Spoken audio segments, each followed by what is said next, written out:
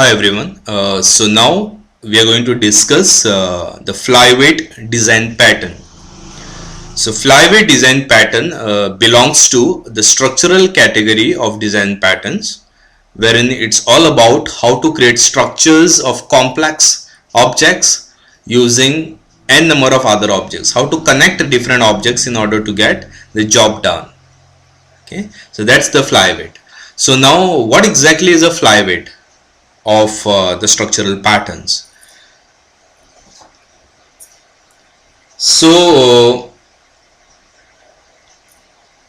before using a flyweight design patterns, you need to ask some questions to yourself to check whether the flyweight is the one that you need to use.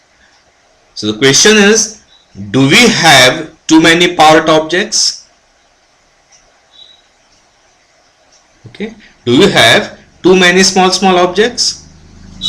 When to use this pattern? If you want to use sharing to support large number of fine-grained objects efficiently. If there are many small objects and if you want to share them efficiently, flyweight is the answer for you. So the strategy of replacing heavyweight objects with lightweight objects. So suppose you have a heavyweight object and if you want to replace it with many lightweight objects and if you want to share it efficiently, flyweight is the answer for you. So when we are designing the objects down to the lowest level of system granularity, it provides optimal flexibility. That is, when I have a complex object and I divide it into many small objects, it definitely provides the optimal flexibility. But at the same time, it can be unacceptably expensive in terms of performance and memory usage. Because when I have many small objects, there is lots of performance and memory heat issues that we see.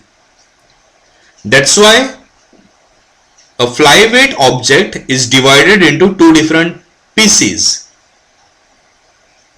Okay, one is state dependent, that is the extrinsic part, and the state independent, which is intrinsic part.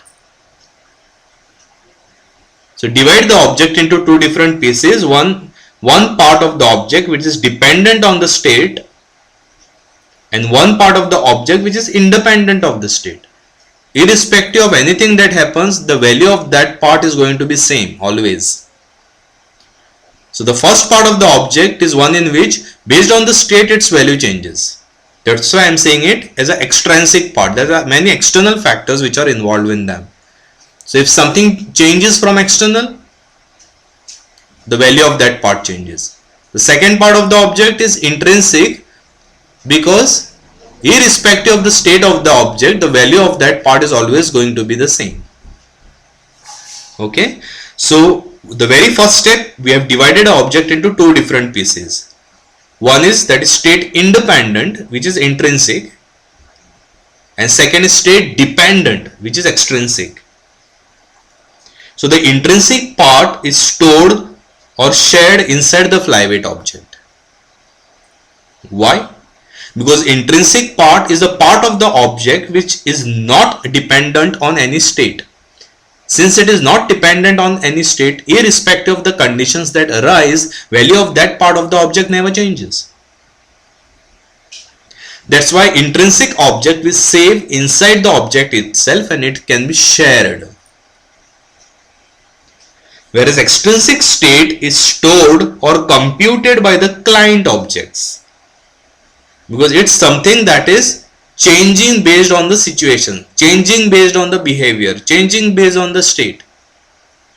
So the extrinsic part of the object is stored or is computed by the client objects, and the computed value is passed to the flyweight object when its operations are invoked. So intrinsic part is saved inside the object itself because its value never changes and it can be efficiently used for sharing. An extrinsic part is stored and computed inside the client and it is passed, value is passed ready-made to the flyweight object, and it's extrinsic because the computations happen outside and it is passed ready-made to the flyweight object. Okay. So normally what happens is we use the factory method to create flyweight objects, and we don't create those flyweight objects directly inside the client. So each flyweight cannot stand on its own. Any attributes that would make sharing impossible must be supplied by the client. So this is a very important point. Some part of the class is not changing based on the state. So those are intrinsic, those can be definitely shared. But some part of the class is not invariable. It always changes based on the state. So those have to be computed outside and passed from outside. So these are the component which are making sharing impossible. What is making sharing impossible? Intrinsic or extrinsic? Intrinsic is a guy who is not changing. It can be easily used for sharing. Extrinsic is a guy who is keeping on changing based on the state. So I can't use it for sharing. That means extrinsic cannot be used for sharing. I repeat, extrinsic cannot be used for sharing. So whichever attributes which are making sharing impossible, that means extrinsic, separate it out from a flyweight object and let it come from outside. Okay. So here I have a UML diagram for you all, in which there is a factory method which creates a flyweight object. I am saying make flyweight. Now flyweight object is this, which is having shareable data. Now what is shareable data? That is something intrinsic which do not change based on the state. So shareable data does not change based on the state. So I am making it intrinsic, and I have a do it function, which is an operation to which I will be passing external data.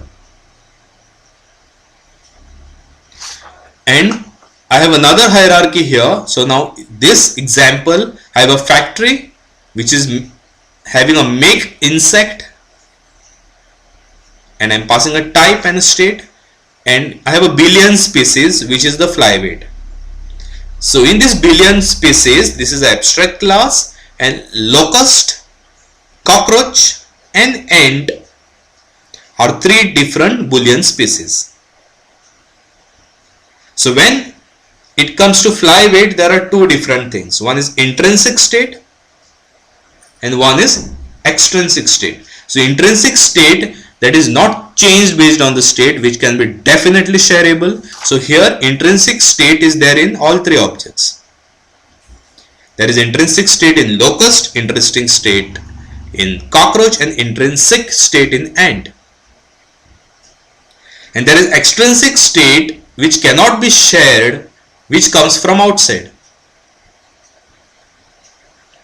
That's why I have extrinsic state coming from outside, extrinsic state coming from outside, extrinsic state coming from outside. Okay.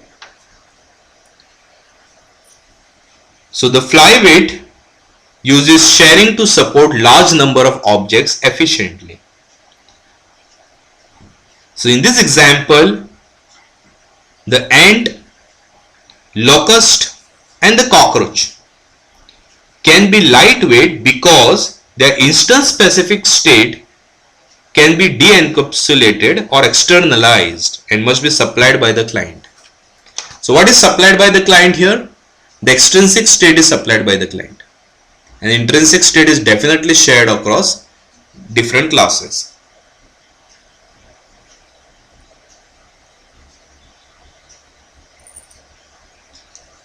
So in this example, I have a factory method which will create the insect.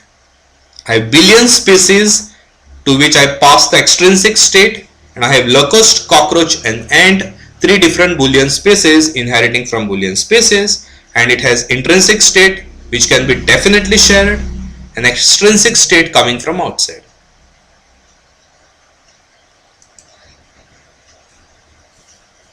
Now this is the example program that I have for y'all to explain a flyweight design pattern. I have a flyweight object called Gazillion. Gazillion is a flyweight object. So how do we decide that it's a flyweight object? Remember, I mentioned that flyweight object you have to divide it into different pieces so that some part should not vary based on the state and some part should vary based on the state. So if there is some part of the object which does not vary based on the state, I can make it intrinsic. And if some part varies based on the state, I have to make them extrinsic. So looking at this Gazillion class, can you all tell me which one is intrinsic and which one is extrinsic? If you just notice this class carefully, I have this data member, and in the constructor of this class I am accepting one value from outside and I am setting that to this data member. That means once this object is created, the value that I am assigning to this data member will remain that way. So this data member can be definitely shared across different objects. That's why it's intrinsic. Now to this report function, I take another value from outside and I just print it on the screen. So what do I print? I print the value of the data member and I print the value that I get from outside. It's a very simple program. In the constructor, I accept one value from outside and I set it to the data member of the class. And in the report function, I accept another value from outside and I just print it on this screen. So once my object is created, first it's going to assign the value that it gets from outside into its data member. And once that value is assigned to the data member, it's fixed. It's not changing. That's why it's intrinsic, which can be definitely shared.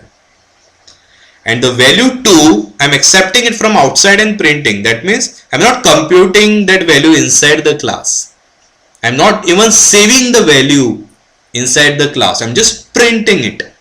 So who is computing this value to? Someone outside is creating that value to. So value 2 is extrinsic.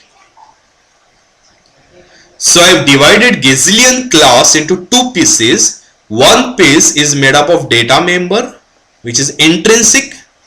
Second piece we get it from outside, which is extrinsic.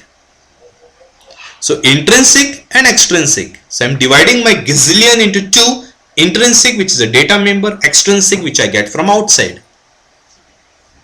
Intrinsic and extrinsic. Interesting, right? Getting my point? I'm dividing Gazillion into two parts. One is intrinsic, second is extrinsic. Extrinsic is a part that comes from outside. We don't save it in the class. We don't compute it in the class. But intrinsic we definitely save in the class. So that's the Gazillion, which is my flyweight. Now I have a factory. So in this factory I have an array of objects which I'm initializing to 0, and there is a function in this factory called factory method. So getFly is a factory method here.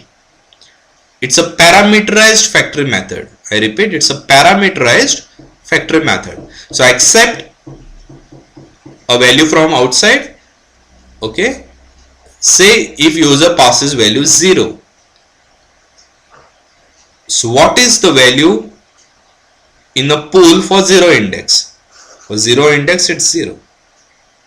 So if S of pool of 0 gives you 0, then this if condition will be satisfied, because it's non-zero. Then it will come here, it will create new Gazillion, and it will pass a value 0 to it. So it will create a new Gazillion object and it will pass 0 to it. So this 0 is passed here. So the data member will get a value 0. So it will create the object of Gazillion and save it into pool of 0. So now going ahead, if someone passes 0, S of 0 will already have an object of Gazillion with a data member with a value 0 in it. So it won't create the object again, but it will just return S pool of 0. If user passes 1, what will happen? S of 1 is 0. So it will create a new Gazillion object, pass 1 to it. So data member will have a 1 in it. It will return the object. If user passes 2, what is S pool of 2? 0. So it will create new Gazillion object with a value 2 for the data member. If user passes 3, value is 0. It will create new Gazillion object with value 3 in it. If user passes 4, it will create new Gazillion with value 4 for the data member. If user passes 5, it will create new Gazillion with data member having 5 in it, and so on. So in the main function, which is my entry point, so for I is equal to 0 to 6, less than 6, so I is equal to 0 to 5. For j is equal to 0 to 9, it will invoke get fly. So now this is very interesting, very interesting. Factory of get fly. So I am calling get fly. So since this is 2 for loops, when j goes from 0 to 9, I will have value 0. So in the first iteration, I is 0. So it comes here, j goes from 0 to 9. So what is I? 0. So I call get fly 0. So get fly of 0, very first time it will create an object, Gazillion object with value 0 for data member. And then I am calling report of 0, because j is 0. So what it will print on the screen? 0 followed by 1. I'll explain it again. First iteration of the for loop, I goes from 0 to 5. This for loop goes from 0 to 9. So when I is 0, j is 0, it comes here. Get fly of 0. So it will come here 0, new Gazillion 0. It will put 0 here to the data member.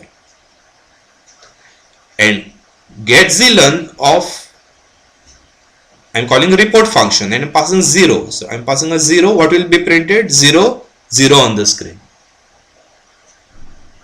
Next iteration of this for, what is I? I is still 0, but j is 1.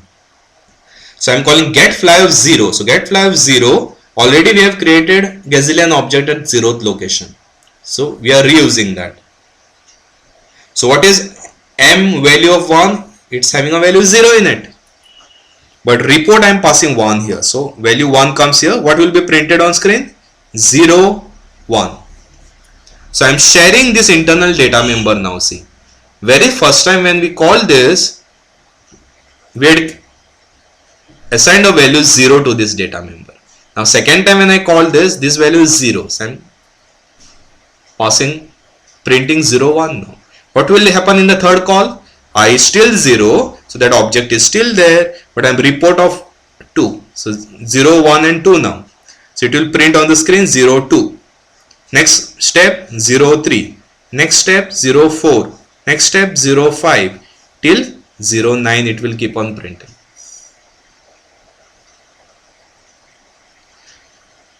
Now the next for loop starts. I will be 1. J will be 0. So get fly of 1. When I call get fly of 1, object is not created with value 1 for data member. So S pool of 1 is 0. So what do? I create Gazillion, but I pass a value 1 to it now. So 1 comes here, so data member will get value 1, and report of 0, so it will print 1 0. Next iteration it will print 1 1. Next iteration 1 2. Next iteration 1 3. It will keep on doing till it prints 1 9.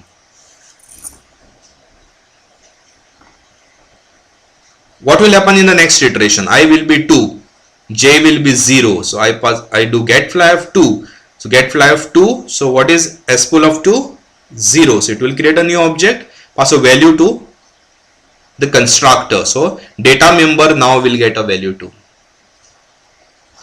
but j is 0, so it will print 2 0.